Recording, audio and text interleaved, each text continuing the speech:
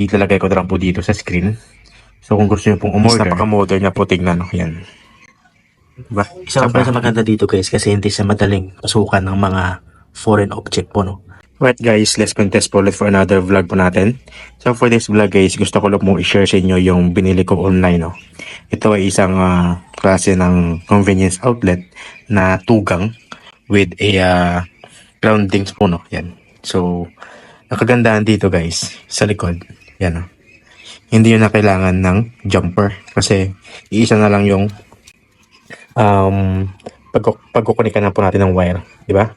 So kung may existing kayo na groundings, so meron din siyang slot, okay? So unlike sa iba dito yung kabila. Yan. So dito, kailangan talaga natin dito ng jumper, okay? So dito, andito na sa loob guys yung jumper niya, no? So yung price po nito guys, ilalagay ko na lang po dito sa screen. So kung gusto niyo pong umorder, ilalagay ko na lang din po yung link po, no?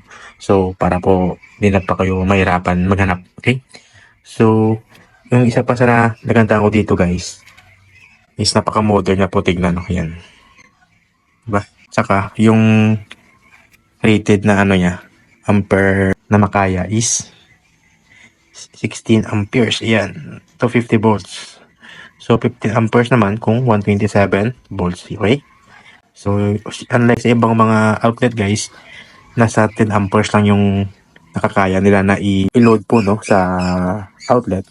So mas maganda to guys kasi mas mataas yung kanyang pwedeng makaya na load. Okay? So maya guys, akit po ako dun sa bahay namin para masubukan ko na po dun ilagay, no, sa utility box nang makita po natin kung ano yung magiging itsura niya pag ando na mismo sa actual. So actually guys, madami akong in-order dito. Lahat puro Jackson. Nasa ano yata to? 16 pieces na ano, na outlet. So mix ng with groundings and then yung normal na tugang lang. Okay?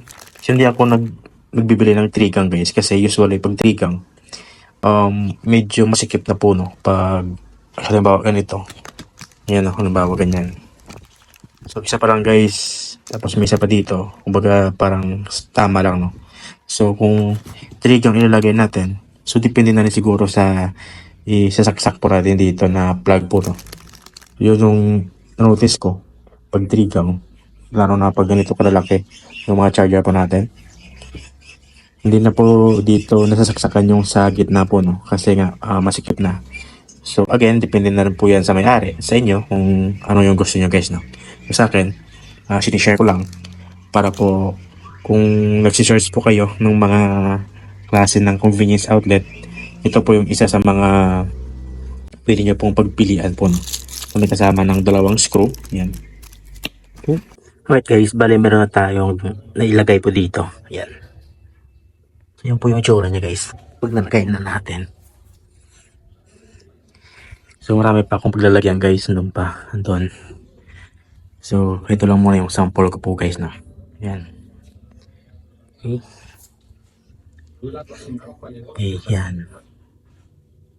Isa pa sa maganda dito guys kasi hindi siya madaling pasukan ng mga foreign object po, no? Para po sa mga bata na mahilig mag saksak dyan, para iwas na rin po sila sa kuryente po guys. Diba? Parang meron siyang ano, pintuan sa loob dyan. Okay? So hanggang dito lang muna. Bali mag-update na lang po ako sa susunod, no? Kung mayroon pa akong idadagdag po dito kasi marami pa akong gagawin dito guys. Sa ngayon yung mga convenience outlet lang po muna yung uunahin ko kasi hindi pa dumating yung mga switches natin. Yan. Okay. So hanggang dito lang po muna tayo. See you in my next video. Bye bye.